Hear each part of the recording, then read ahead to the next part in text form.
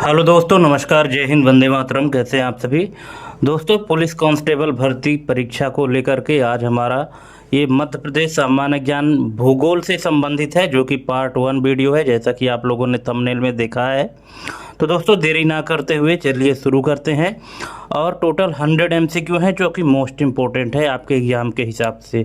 तो चलिए देख लेते हैं। जैसा कि आप स्क्रीन में पहला क्वेश्चन देख रहे हैं, यहाँ पे लिखा हुआ है, मध्य प्रदेश में मुख्य रूप से कितनी प्रमुख पर्वत श्रेणियाँ हैं? 1, 2, 3 या 4? तो इसका राइट आंसर हो जाएगा ऑप्शन नंबर बी, 2 पर्वत श्रेणियां हैं। अब 2 पर्वत श्रेणियां कौन कौन सी हैं, अगर आपको पता है तो कमेंट करिएगा, और नहीं पता है तो आगे के क्वेश्चन में आप ये भी जान जाएंगे। नेक्स्ट क्वेश्चन है, मध्य प्रदेश के उत्तरी भाग में स्थित पर्वत श्रृंखला का क्या नाम है? सतपुड़ा, अरावली, विंध्याचल या मैकल?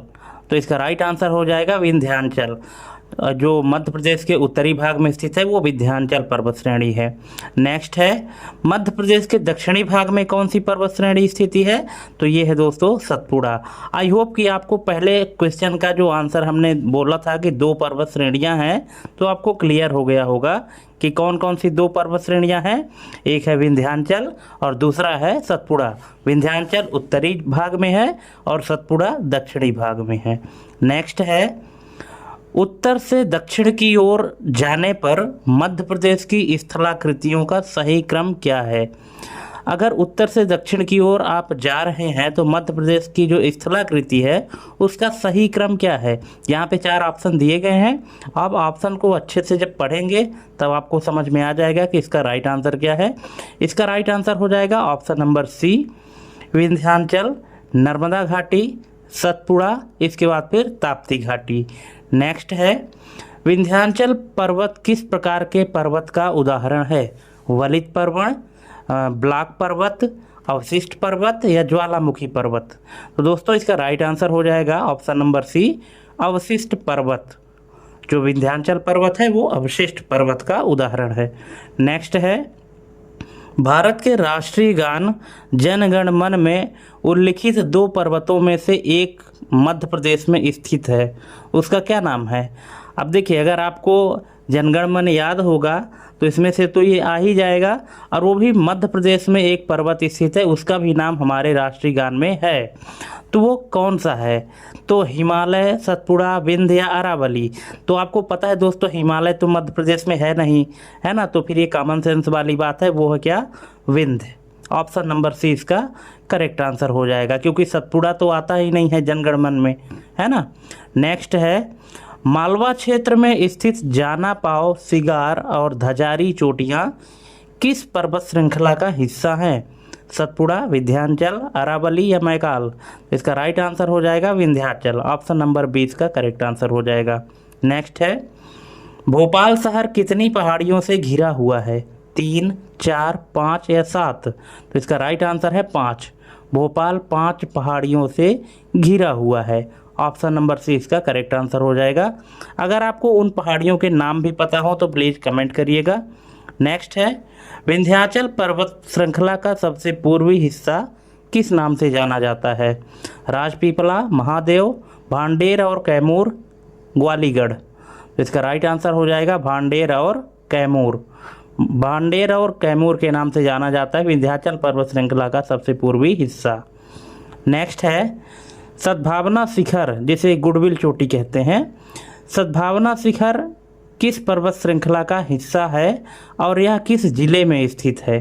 तो दोस्तों इसका राइट आंसर हो जाएगा विंध्याचल, और ये है दमोह। ये जो गुडविल चोटी है ये विंध्याचल पर्वत श्रेणी का हिस्सा है, जो कि दमोह जिला में स्थित है। नेक्स्ट है, सतपुड़ा पर्वत किस प्रकार के पर्वत का उदाहरण है? अवशिष्ट, वलित, ज्वालामुखी, ब्लॉक? तो इसका राइट आंसर है ब्लॉक पर्वत। Option number D. नेक्स्ट है, सतपुड़ा पर्वत के उत्तर और दक्षिण में क्रमशः कौन सी नदी घाटियाँ स्थित हैं? तो ये है दोस्तों नर्मदा और Tapti. Option number A. Next है, सतपुड़ा मैकल श्रेणी का सबसे पश्चिमी भाग क्या कहलाता है? तो ये कहलाता है राजपीपला श्रेणी। ऑप्शन नंबर सी इसका करेक्ट आंसर हो जाएगा। दोस्तों आप हमारे चैनल में इसी प्रकार जुड़े रहें, क्योंकि हम आपके लिए कॉम्पिटिटिव एग्ज़ाम के लिए क्वेश्चन कराते रहेंगे और आपकी तैयारी कराते रहेंगे। इसलिए अगर आप चैनल में पहली बार आए हैं तो वीडियो लाइक करिए, अपने दोस्तों के बीच में शेयर करिए और चैनल को सब्सक्राइब करना ना भूलें। नेक्स्ट है, मध्य प्रदेश का प्रसिद्ध हिल स्टेशन पचमढ़ी किस पर्वत श्रेणी में स्थित है? तो ये है दोस्तों महादेव। ऑप्शन नंबर 20 का करेक्ट आंसर हो जाएगा। नेक्स्ट है, मध्य प्रदेश की सबसे ऊंची चोटी धूपगढ़ की ऊंचाई कितनी है? 1772 मीटर, 1350 मीटर, 1048 मीटर या 752 मीटर। तो इसका राइट आंसर हो जाएगा 1350 मीटर, धूपगढ़ की चोटी। नेक्स्ट है, महाकाल पर्वत की सबसे ऊंची चोटी कौन सी है? तो यह है Amarkantak. Option number C. Next है, मध्य प्रदेश को नदियों का मायका क्यों कहा जाता है? अब यहाँ पे 4 ऑप्शन दिए गए हैं, तो 4 ऑप्शन में से क्या है इसका राइट आंसर? इसका राइट आंसर है यहाँ 200 से अधिक नदियाँ निकलती हैं, इसलिए मध्य प्रदेश को नदियों का मायका भी कहा जाता है। नेक्स्ट, मध्य प्रदेश की सबसे बड़ी और प्रमुख नदी कौन सी है? तो ये है दोस्तों नर्मदा, सबसे बड़ी और प्रमुख। और दूसरी सबसे बड़ी नदी कौन सी है, इसका आंसर आपको कमेंट करना है। अगर आपको नहीं पता है तो हमने पिछले वीडियो में अपने बताया था, उसको आप देख लीजिएगा। और अगर पता है आपको तो आप हमको कमेंट करिएगा कि दूसरी बड़ी नदी कौन सी है। पहली तो बड़ी नदी नर्मदा हो गई, लेकिन दूसरी बड़ी नदी कौन सी है ये आपको कमेंट करना है। नेक्स्ट है, नर्मदा नदी का उद्गम कहाँ है? सबको पता है, अमरकंटक में है। Option number C. नेक्स्ट है, नर्मदा नदी का अंत कहाँ होता है? बंगाल की खाड़ी, यमुना नदी, खंबात की खाड़ी या गंगा नदी? तो इसका अंत होता है खंबात की खाड़ी में। ऑप्शन नंबर सी इसका करेक्ट आंसर हो जाएगा। नेक्स्ट है, मध्य प्रदेश की जीवन रेखा किस नदी को कहा जाता है? तो ये कहा जाता है नर्मदा को। Option number B. Next, Mahakal सुता और रेवा किस नदी के अन्य नाम हैं? तो ये है दोस्तों नर्मदा। नर्मदा नदी का ही ये नाम है, इसको महाकाल सूता भी कहते हैं और रेवा भी कहते हैं। नेक्स्ट, नर्मदा नदी की कुल लंबाई कितनी है? तो कुल लंबाई यहाँ पे इसकी 1312, ठीक है, 1312 किलोमीटर नर्मदा नदी की कुल लंबाई है। और अगर बात करें कि मध्य प्रदेश में इसकी कुल लंबाई कितनी है, तो वो है 1077 किलोमीटर। ये आपको ध्यान रखना है। नेक्स्ट है, मध्य प्रदेश में नर्मदा नदी की लंबाई, देखिए ये क्वेश्चन आ ही गया है ना कि मध्य प्रदेश में नर्मदा नदी की लंबाई कितनी है? तो ये है 1077 किलोमीटर। और कुल लंबाई कितनी है? 1312 किलोमीटर। और जो मध्य प्रदेश में बहती है वो 1077 किलोमीटर है, बाकी फिर दूसरे राज्य में जाती है। नेक्स्ट, धुआंधार जलप्रपात किस नदी पर और किस जिले में स्थित है? तो ये है नर्मदा नदी, जबलपुर। नर्मदा नदी के द्वारा धुआंधार जलप्रपात बनाया जाता है, कहाँ? जबलपुर में। नेक्स्ट है, कपिलधारा और दुग्धधारा जलप्रपात किस नदी द्वारा बनाए जाते हैं? तो ये है नर्मदा नदी द्वारा। ऑप्शन नंबर ए इसका करेक्ट आंसर हो जाएगा। नेक्स्ट है, ओंकारेश्वर ज्योतिर्लिंग किस नदी के तट पर स्थित है? तो ये है दोस्तों नर्मदा नदी। ऑप्शन नंबर डी इसका करेक्ट आंसर हो जाएगा। नेक्स्ट है, कौन सी नदी अपने मुहाने पर डेल्टा के बजाय एस्चुरी बनाती है? तो ये है नर्मदा नदी। ये नर्मदा नदी के बारे में ही यहाँ पे बताया गया है। नेक्स्ट है, मध्य प्रदेश की दूसरी सबसे बड़ी नदी, ये देखिए ये क्वेश्चन आ गया जो भी मैं पूछ रहा था कि मध्य प्रदेश की पहली सबसे बड़ी नदी नर्मदा हो गई और दूसरी सबसे बड़ी नदी कौन सी है? चंबल है। Option number C. नेक्स्ट है, चंबल नदी का उद्गम स्थल कहाँ है? तो ये है जाना पाव पहाड़ी। Option number C. नेक्स्ट है, चंबल नदी अंत में किस नदी में मिलती है? तो ये मिलती है यमुना में। ऑप्शन नंबर बी इसका करेक्ट आंसर हो जाएगा। और नर्मदा नदी कहाँ मिलती है? खंबात की खाड़ी में। नेक्स्ट है, कौन सी नदी मध्य प्रदेश में 2 बार प्रवेश करती है? नर्मदा, ताप्ती, सोन या चंबल? तो इसका राइट आंसर है चंबल। चंबल नदी जो है तो मध्य प्रदेश में 2 बार प्रवेश करती है। नेक्स्ट, अवनालिका अपर्दन के लिए कौन सी नदी कुख्यात है जिसके कारण बीहड़ों का निर्माण हुआ है? तो इसका राइट आंसर है चंबल। ऑप्शन नंबर बी इसका करेक्ट आंसर हो जाएगा। नेक्स्ट है, चूलिया जलप्रपात किस नदी पर स्थित है? नर्मदा, केन, चंबल, बेतवा? तो इसका राइट आंसर हो जाएगा Chambal, option number C. Next है, गांधी सागर बांध किस नदी पर और किस जिले में बनाया गया है? तो ये बनाया गया है दोस्तों चंबल नदी में और मंदसौर जिला में। जो भी गांधी सागर बांध है चंबल नदी में बनाया गया है और मंदसौर जिला में बनाया गया है। नेक्स्ट है, क्षिप्रा, काली, सिंध और पार्वती किस नदी की सहायक नदियां हैं? तो ये चंबल नदी की सहायक नदियां हैं, ऑप्शन नंबर सी। नेक्स्ट है, सोन नदी का उद्गम स्थल क्या है? तो ये है अमरकंटक। दोस्तों अमरकंटक से सोन और नर्मदा दोनों का उद्गम स्थल है अमरकंटक। नेक्स्ट है, सोन नदी अंत में किस प्रमुख नदी से मिलती है? तो ये गंगा नदी से मिलती है सोन नदी, ऑप्शन नंबर बी इसका करेक्ट आंसर हो जाएगा। नेक्स्ट है, बाणसागर बांध किस नदी पर बनाया गया है और यह किन राज्यों की संयुक्त परियोजना है? तो इसका राइट आंसर हो जाएगा कि बाणसागर जो है तो सोन नदी पर बनाया गया है और ये मध्य प्रदेश, उत्तर प्रदेश और बिहार इन तीनों राज्यों की एक संयुक्त परियोजना है, ऑप्शन नंबर सी इसका करेक्ट आंसर हो जाएगा। नेक्स्ट है, ताप्ती नदी का उद्गम स्थल कहाँ है? तो इसका है बैतूल की मुल्ताई पहाड़ी, ऑप्शन नंबर बी इसका करेक्ट आंसर हो जाएगा। नेक्स्ट है, नर्मदा के अलावा और कौन सी प्रमुख नदी पूर्व से पश्चिम की ओर बहती है और एस्चुरी बनाती है?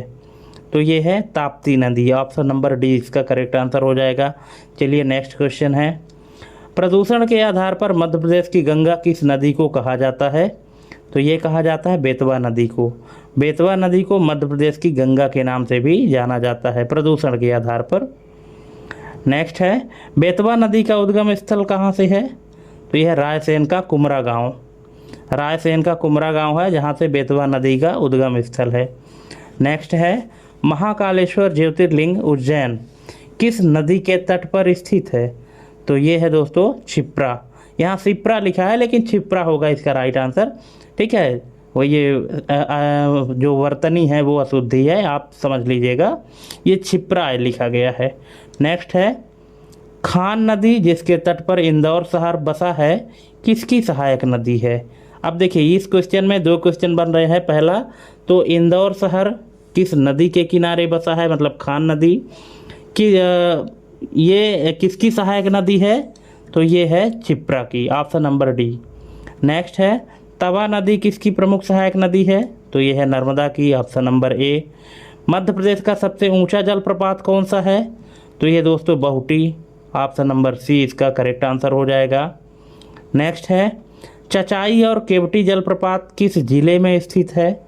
तो ये है रीवा में, रीवा में चचाई और केवटी जलप्रपात है। नेक्स्ट, पाताल पानी जलप्रपात किस नदी पर और किस जिले में है? तो ये है चंबल में है, इंदौर जिले में है, ऑप्शन नंबर बी इसका करेक्ट आंसर हो जाएगा। नेक्स्ट है, अप्सरा, रजत और बी फॉल जलप्रपात कहाँ स्थित है? अमरकंटक, भेड़ाघाट, पचमढ़ी या महेश्वर? तो इसका राइट आंसर हो जाएगा Pachmarhi, option number C. Next है, क्षेत्रफल की दृष्टि से भारत में सर्वाधिक वन किस राज्य में है? अरुणाचल प्रदेश, छत्तीसगढ़, मध्य प्रदेश या महाराष्ट्र? तो इसका राइट आंसर है मध्य प्रदेश। क्षेत्रफल की दृष्टि से क्वेश्चन आपको ध्यान से समझना है दोस्तों कि क्षेत्रफल की दृष्टि से पूछा है कि क्षेत्रफल की दृष्टि से सबसे अधिक जो वन है वो मध्य प्रदेश में है। घनत्व के इस थीम में नहीं पूछा है। अगर घनत्व के स्थान पर पूछता तो उसका आंसर अलग होता, लेकिन क्षेत्रफल की दृष्टि से मध्य प्रदेश है। मध्य प्रदेश में किस प्रकार के वन पाए जाते हैं? शीतोष्ण कटिबंधी, उष्ण कटिबंधी, अल्पाइन या मैंग्रोव? तो इसका राइट आंसर है उष्ण कटिबंधी वन, ऑप्शन नंबर बी। नेक्स्ट है, वन अनुसंधान संस्थान का क्षेत्रीय कार्यालय मध्य प्रदेश में कहाँ स्थित है? भोपाल, इंदौर, जबलपुर, ग्वालियर? इसका राइट आंसर है Jabalpur, option number C. Next, भारतीय वन प्रबंधन संस्थान कहाँ स्थित है? तो ये है भोपाल में, ऑप्शन नंबर सी। नेक्स्ट है, मध्य प्रदेश में वनों का राष्ट्रीयकरण किस वर्ष किया गया था? तो ये किया गया था 1970 में। मध्य प्रदेश में वनों का राष्ट्रीयकरण 1970 में किया गया था, ऑप्शन नंबर सी इसका करेक्ट आंसर है। नेक्स्ट है, मध्य प्रदेश के कुल भौगोलिक क्षेत्रफल के कितने प्रतिशत भाग पर वन है?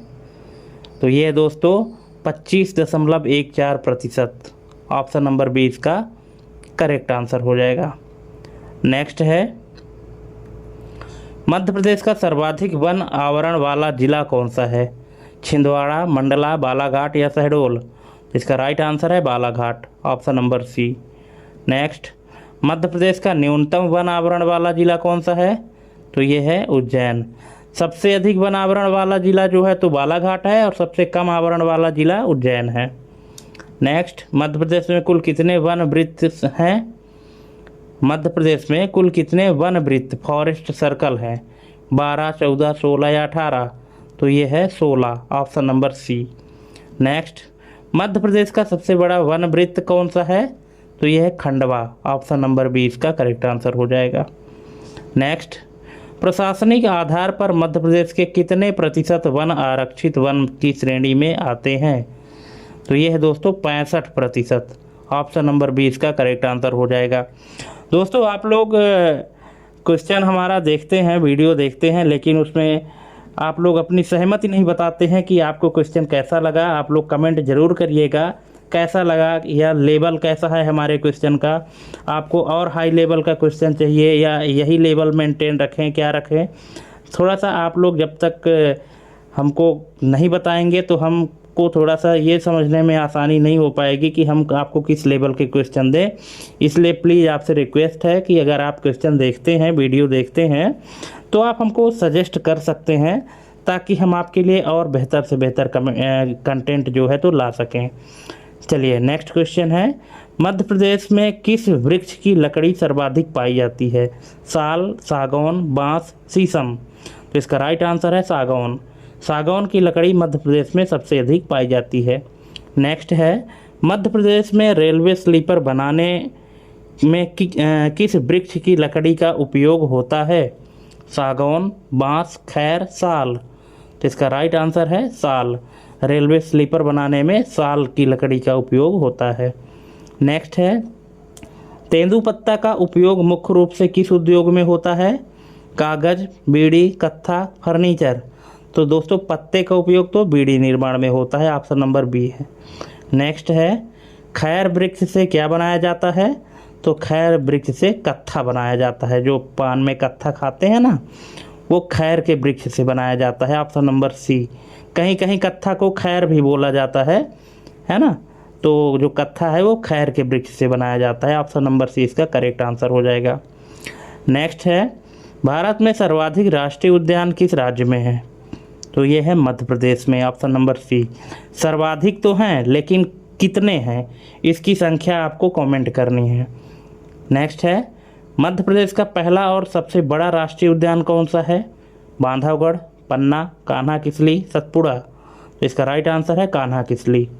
मध्य प्रदेश का पहला और सबसे बड़ा राष्ट्रीय उद्यान है कान्हा किसली। नेक्स्ट है, मध्य प्रदेश के किस राष्ट्रीय उद्यान में बाघों का घनत्व तो सबसे अधिक है? तो ये है Bandhavgarh, option number C. Next, dinosaur के जीवाश्मों के संरक्षण के लिए कौन सा राष्ट्रीय उद्यान स्थापित किया गया है? तो ये है दोस्तों डायनासोर जीवाश्म राष्ट्रीय उद्यान धार, ऑप्शन नंबर 20 का करेक्ट आंसर हो जाएगा। नेक्स्ट है, पालपुर कूनो राष्ट्रीय उद्यान किस जिले में स्थित है? उमरिया, श्योपुर, पन्ना, होशंगाबाद? तो इसका राइट आंसर हो जाएगा Sheopur, option number B. Next है, मध्य प्रदेश में प्रोजेक्ट टाइगर की शुरुआत सबसे पहले किस राष्ट्रीय उद्यान में हुई? तो ये हुई है कान्हा किसली में, ऑप्शन नंबर सी इसका करेक्ट आंसर हो जाएगा। नेक्स्ट है, भूरसिंगदा बारासिंघा नामक शुभंकर जारी करने वाला देश का पहला टाइगर रिजर्व कौन सा है? तो ये है दोस्तों कान्हा किसली, ऑप्शन नंबर 20 का करेक्ट आंसर हो जाएगा। नेक्स्ट है, किस राष्ट्रीय उद्यान का नाम इंदिरा प्रियदर्शनी राष्ट्रीय उद्यान भी है? सतपुड़ा, पेंच, संजय गांधी या माधव? तो इसका राइट आंसर है पेंच। जो पेंच राष्ट्रीय उद्यान है तो इसका दूसरा नाम इंदिरा प्रियदर्शनी राष्ट्रीय उद्यान भी है ना, इसलिए ऑप्शन नंबर 20 का करेक्ट आंसर हो जाएगा। नेक्स्ट है, वनस्पति जीवाश्मों के संरक्षण के लिए कौन सा राष्ट्रीय उद्यान प्रसिद्ध है? डायनासोर, जीवाश्म वन विहार, फॉसिल्स या घुघुवा राष्ट्रीय उद्यान या कान्हा का किसली? तो इसका राइट आंसर है फॉसिल्स, घुघुआ राष्ट्रीय उद्यान जिसको कहते हैं। अगर आपके एग्जाम में मान लीजिए कि फॉसिल्स नहीं लिखा रहता, सिर्फ घुघुआ राष्ट्रीय उद्यान लिखा रहता है, तो आपको ये समझ जाना है कि ये फॉसिल्स राष्ट्रीय उद्यान की बात कर रहा है। और यदि मान लीजिए घुघुआ नहीं लिखा रहता है तो फॉसिल्स राष्ट्रीय उद्यान लिखा होगा, ठीक है। और ये दोनों लिखा है तब तो कोई फिर बात ही नहीं है। नेक्स्ट है, जॉर्ज कैसल का किला किस राष्ट्रीय उद्यान में स्थित है? पन्ना, बांधवगढ़, माधव या सतपुड़ा? तो इसका राइट आंसर है माधव, ऑप्शन नंबर सी इसका करेक्ट आंसर हो जाएगा।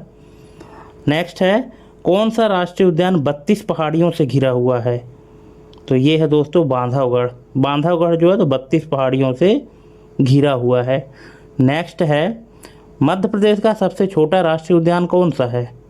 तो सबसे छोटा है वन विहार, और वन विहार कहाँ है? भोपाल में है, ऑप्शन नंबर सी इसका करेक्ट आंसर हो जाएगा। नेक्स्ट है, मध्य प्रदेश का एकमात्र रेप्टाइल पार्क किस राष्ट्रीय उद्यान में स्थित है?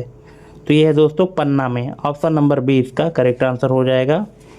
नेक्स्ट, मध्य प्रदेश का एकमात्र अभयारण्य कौन सा है जिसे प्रोजेक्ट टाइगर में शामिल किया गया है? नौरादेही, रातापानी, गांधी सागर, सरदारपुर? इसका राइट आंसर है Ratapani, option number B. Next, Madhya Pradesh की जलवायु किस प्रकार की है? भूमध्य सागरीय, उष्णकटिबंधीय मानसून, समशीतोष्ण या ध्रुवीय? तो इसका राइट आंसर है उष्णकटिबंधीय मानसून। नेक्स्ट, मध्य प्रदेश में जलवायु को कितने क्षेत्रों में विभाजित किया गया है? 3, 4, 5, 6? क्या है? 5 प्रकार में विभाजित किया गया है मध्य प्रदेश में जलवायु को। नेक्स्ट, सूर्य के उत्तरायण होने से मध्य प्रदेश में क्या परिवर्तन आता है? तापमान घटता है कि तापमान बढ़ता है? वर्षा होती है कि कोई परिवर्तन नहीं होता? तो दोस्तों, जब सूर्य का उत्तरायण होता है तो मध्य प्रदेश में तापमान बढ़ता है, ऑप्शन नंबर 20 का करेक्ट आंसर हो जाएगा। नेक्स्ट है, मध्य प्रदेश में ग्रीष्म ऋतु को अन्य किस नाम से जाना जाता है? सियाला, चौमासा, उनाला, मावठा? तो इसका राइट आंसर हो जाएगा उनाला। मध्य प्रदेश में गर्मी को जो ग्रीष्म ऋतु होता है उसको उनाला के नाम से भी जाना जाता है, ऑप्शन नंबर सी इसका करेक्ट आंसर हो जाएगा। एक स्थान के रूप में मध्य प्रदेश का सबसे गर्म स्थान कौन सा है? ग्वालियर, खजुराहो, बड़वानी, गंजवा सौदा? तो इसका राइट आंसर है गंजवा सौदा, ऑप्शन नंबर डी इसका करेक्ट आंसर हो जाएगा। नेक्स्ट है, मध्य प्रदेश में सर्वाधिक दैनिक तापांतर किस माह में होता है? मई, मार्च, दिसंबर, जुलाई? तो इसका राइट आंसर है मार्च में, है ना। मार्च में जो दैनिक तापांतर होता है, ताप में अंतर, वो मार्च में होता है। नेक्स्ट है, मध्य प्रदेश में शीत ऋतु को अन्य किस नाम से जाना जाता है? उनाला, चौमासा, सियाला या इनमें से कोई नहीं? इसका राइट आंसर है सियाला। मध्य प्रदेश में शीत ऋतु को सियाला के नाम से जाना जाता है, ठीक है। ग्रीष्म ऋतु को उनाला और शीत ऋतु को सियाला, सी से सियाला, आपको ये याद रखना है, शीत ऋतु सियाला। नेक्स्ट है, मध्य प्रदेश का सबसे ठंडा स्थान किसे माना जाता है? तो ये माना जाता है दोस्तों शिवपुरी को, ऑप्शन नंबर 20 का करेक्ट आंसर है। नेक्स्ट, मध्य प्रदेश में वर्षा ऋतु को किस नाम से जाना जाता है? तो ये जाना जाता है दोस्तों चौमासा, है ना, चौमासा लगा हुआ है, तो ये वर्षा ऋतु का दूसरा नाम है, या वर्षा ऋतु को चौमासा के नाम से भी जाना जाता है। नेक्स्ट है, मध्य प्रदेश में अधिकांश वर्षा किस मानसून से होती है? तो ये होती है दक्षिण पश्चिम मानसून से, ऑप्शन नंबर 20 का करेक्ट आंसर हो जाएगा। नेक्स्ट है, मध्य प्रदेश में सर्वाधिक वर्षा वाला स्थान कौन सा है? तो ये है पचमढ़ी, ऑप्शन नंबर सी। अब पचमढ़ी में सबसे अधिक वर्षा क्यों होती है दोस्तों, इसका अगर आप रीजन हमको कमेंट कर सकें तो बहुत अच्छी बात होगी। नेक्स्ट है, मध्य प्रदेश में सबसे कम वर्षा वाला स्थान कौन सा है? तो ये है गोहद, जो कहाँ की है? भिंड में है ना। सबसे अधिक वर्षा मध्य प्रदेश में पचमढ़ी में होती है, और सबसे कम वर्षा गोहद, कहाँ? भिंड में है गोहद, वहाँ पे कम वर्षा होती है। नेक्स्ट, मध्य प्रदेश में औसत वार्षिक वर्षा कितनी होती है? 100 सेंटीमीटर, 112 सेंटीमीटर, 125 सेंटीमीटर या 75 सेंटीमीटर? तो ये होता है 112 centimetre, option number B. Next है, मध्य प्रदेश में सर्वाधिक कौन सी मिट्टी पाई जाती है? लाल पीली मिट्टी, जलोढ़ मिट्टी, काली मिट्टी, लेटेराइट मिट्टी? तो ये दोस्तों काली मिट्टी, ऑप्शन नंबर सी। नेक्स्ट है, रेगुर और कपासी मिट्टी किस मिट्टी के अन्य नाम हैं? तो यह है काली मिट्टी। काली मिट्टी के दूसरे नाम है रेगुर और कपासी। नेक्स्ट, काली मिट्टी का काला रंग किसकी अधिकता के कारण होता है? चूना, पोटास, लोहा, फास्फोरस? तो ये होता है दोस्तों लोहा के कारण। जिस मिट्टी में लोहे का मात्रा ज़्यादा रहता है तो उसका रंग काला होता है। नेक्स्ट है, मध्य प्रदेश के उत्तरी जिला भिंड, मुरैना, ग्वालियर में कौन सी मिट्टी पाई जाती है? तो ये पाई जाती है जलोढ़ मिट्टी, ऑप्शन नंबर डी। नेक्स्ट है, मध्य प्रदेश के बघेलखंड क्षेत्र में प्रमुख रूप से कौन सी मिट्टी पाई जाती है? तो ये पाई जाती है लाल पीली मिट्टी, ऑप्शन नंबर सी इसका करेक्ट आंसर हो जाएगा। नेक्स्ट क्वेश्चन है, मध्य प्रदेश के किस क्षेत्र में लेटेराइट मिट्टी पाई जाती है? तो दोस्तों ये किस क्षेत्र में पाई जाती है? Chhindwara, Balaghat, option number C इसका करेक्ट आंसर हो जाएगा। नेक्स्ट है, मध्य प्रदेश की पहली खनिज नीति किस वर्ष आई थी? तो ये आई थी 1995 में, ऑप्शन नंबर बी इसका करेक्ट आंसर हो जाएगा। नेक्स्ट है, मध्य प्रदेश राज्य खनिज निगम की स्थापना कब हुई? 1962 में हुई। तो दोस्तों इस तरह से हमने आपको टोटल 100 MCQ करा दिए हैं और थैंक्स फॉर वाचिंग। हमारी ये वीडियो देखने के लिए प्लीज़ चैनल को सब्सक्राइब करके बेल आइकन प्रेस करना ना भूलें और अपने दोस्तों के बीच में शेयर करें। जय हिंद, वंदे मातरम।